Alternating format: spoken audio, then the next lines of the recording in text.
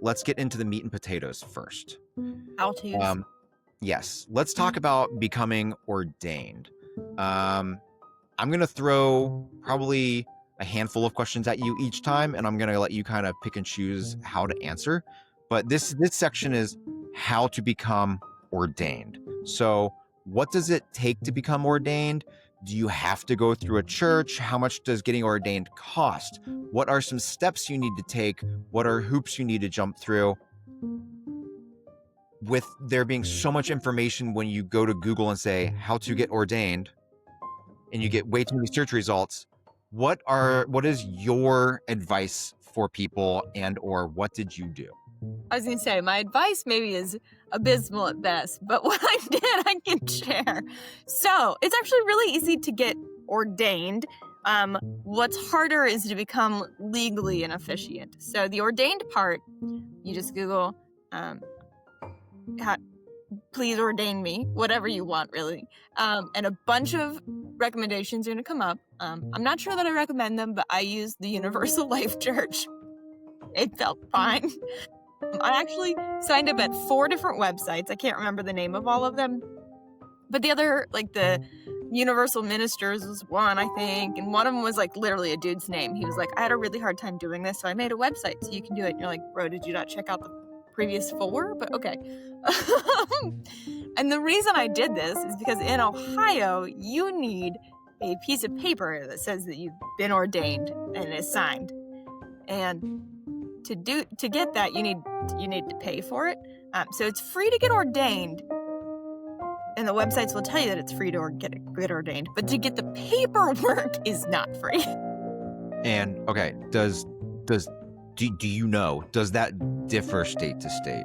I'm sure it does. It does. Okay. Some states don't care, and some. What I found out, so Uncle Tim was at the wedding, and he married someone, and he had a day license. Like some states, you're just ordained for the day to marry a couple. It's like a day pass to the gym or the spa.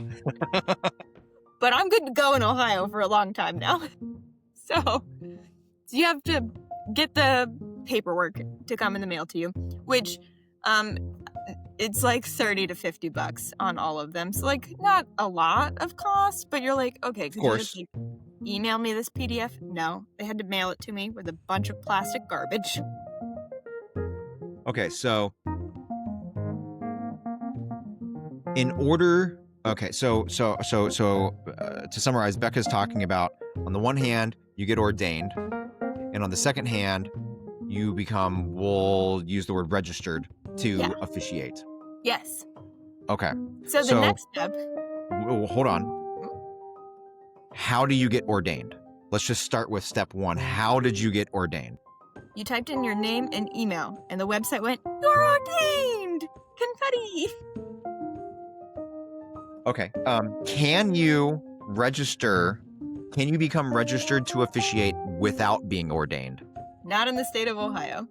Okay, so the free step was necessary for the paid step, but the paid step was with a different entity. How do you go about becoming registered to officiate? So the $30 to $50 was still with the same Universal Life Church. Yes. Then you have to pay the state, and the state is like, you go to the registry or whatever, registrar, and there you fill out your name, your address, your phone number, a lot of information, and the state's like, this is going to become public record, which like, okay, your entire life is public record. In the state of Ohio, when you sell a house, when you get licensed, when you get this, you buy a house, you blah, blah, blah, all of that's public record. So I could see someone deciding not to do it because it becomes public record. But also it's, like I went and I looked up people I knew who were ordained, and I looked to see if I could find their phone numbers online and like other things, and that wasn't easy to find. Sure it's out there, but you would have to put a lot of effort in. So anywho, and that was $10. So I had to submit the PDF of my paperwork saying I was ordained and pay the state $10. So all in all, I think I paid $40. Okay, and then so you had to like scan the paper that came in the mail in order to create a PDF to upload it to. Damn. I was like, why can't you just email me this? I'll still pay you the $30, but could you email me this paperwork? No, I had to use Adobe PDF Creator on my phone.